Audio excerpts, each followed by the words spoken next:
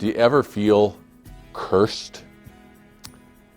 Standing underneath the crown of thorns here in the church entry, that pretty much pictures the way I feel very often, that I am under a curse.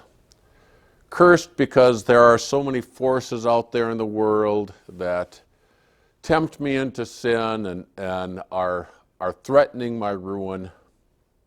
Honestly cursed because people that I have hurt are angry at me, and I feel that. But perhaps worst of all, cursed because my conscience condemns me. And that's why I appreciate our Old Testament lesson for today. In our Old Testament lesson, Balak, the king of Moab, has hired Balaam to curse the Israelites. And instead of cursing the Israelites, Balak goes in and sees God's people spread out before him. And he says, "How beautiful are your tents, O Jacob, your dwelling places, O Israel." That God wouldn't let his people be cursed. Brothers and sisters, that's the good news that I see today. God wouldn't let his Old Testament people be cursed by Balaam.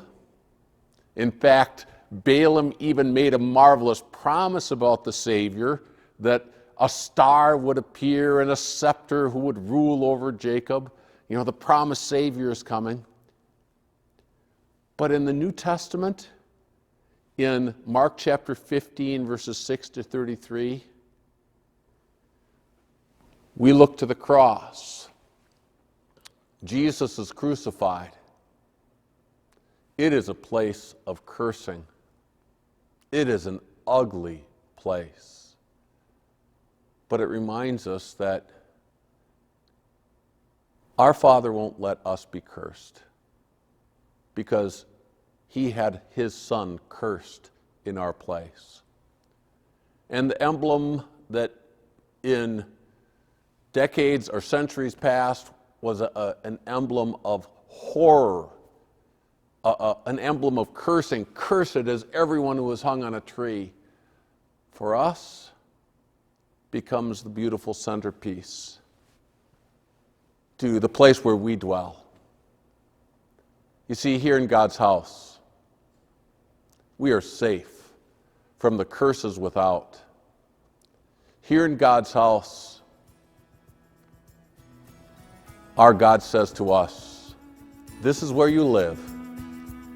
How beautiful are your dwelling places, O people of God."